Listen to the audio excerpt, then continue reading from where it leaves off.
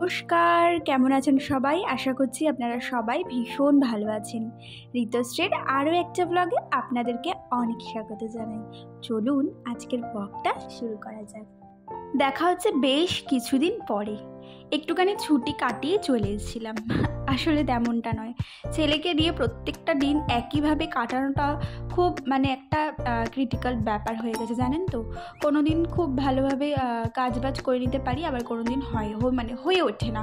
তো যাই হোক, সেসব কথা বাদ দিয়ে চলুন, আজকে হচ্ছে রবিবার, আমি রবিবারের ব্লগটা আজ শেয়ার করছি। তো চলুন, আজকে হচ্ছে রবিবার, আর সানডেতে আমি একটুখানি হেয়ার অয়েলিং করে নেওয়া পছন্দ করি। যখনই শ্যাম্পু করি তখনই আমি হেয়ার অয়েলিং করে নেওয়াটা পছন্দ করি, কিন্তু কখনো কখনো পসিবল হয়ে ওঠে না।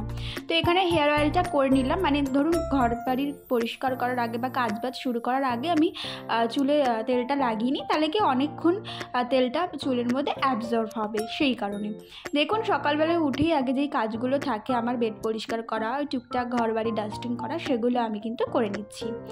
আর তারপরে হচ্ছে দেখুন, আজকে একটা জিনিস দেখাচ্ছি। দেখুন, আমার হাজব্যান্ডের একটা বন্ধু সিকিম গেছিলো, তো সেখান থেকে এই শোপিসটা নিয়ে এসছে।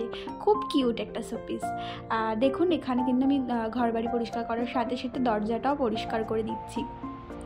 আর কালকে না আমাদের একটা নেমন্তন্ন আছে, তো তার জন্য আজকে কিছু কেনাকাটা করতে যাবো। কেনাকাটা বলতে আমার কিছু নেই, ছেলের জন্য একটা কিছু জামা বা কিছু কিনতে যাব। হ্যাঁ, তো তার আগে হচ্ছে এখানে কাজবাজগুলো তাড়াতাড়ি করে সেরে নিচ্ছি। আর দেখুন, এখানে আমি প্রথমে ঘরটা খুব ভালো করে ঝাড় দিয়ে নিচ্ছি। বলেইছি সকালে তো বাসির ঘর ঝাড় দিই, আর এটা হচ্ছে দিনের সেকেন্ড ঝাড় দিচ্ছি। তো এখানে ঘরটা খুব ভালো করে ঝাড় দিয়ে ওই যে মাছের এই 11টা বাজলেই জানেন তো অ্যাকোরিয়ামের মাছগুলো না, আমি যেদিকে যাব ওরাও সেদিকে যাবে। ওরা না বলতে গেলে পোষ মেনে গেছে, জানেন তো। আর ওদেরকে ওদের নড়াচড়া দেখে আমি বুঝতে পেরে যাই যে ওদের ভীষণ খিদে পেয়ে গেছে। তো এই 11টার ঘড়ির টাইমটা না ওরা খুব বোঝে, তো সেই কারণে ওদেরকেও খেতে দিয়ে দিলাম। এখানে হচ্ছে নিজেও একটু খেয়ে নেওয়ার পালে এখানে আমি খেয়ে নিলাম আম আর মুড়ি।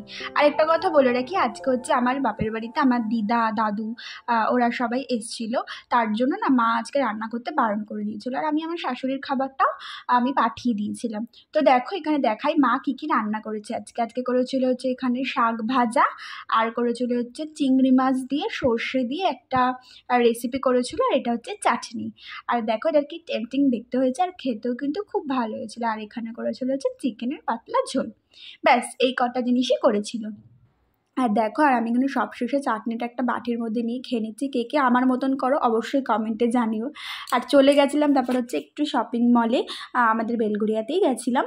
তো এখানে গিয়ে টুকটাক কিছু জিনিস দেখছিলাম। তো এখান দিয়ে মামামের জন্য দুটো ড্রেস কিনেছি, আর আমার ছেলের জন্য একটা শার্ট টাইপের কিনেছিলাম। অ্যাকচুয়ালি আমার ছেলের জন্য তো প্রচণ্ড ডাংরি টাইপের ড্রেস আছে, তো ডাংরিটাও ঠিক আছে, বাট আমি ইচ্ছা ছিল একটু শার্ট টাইপের কোনো একটা ড্রেস। এই দেখো, এই 3টে ড্রেস কিনে নিয়েছি।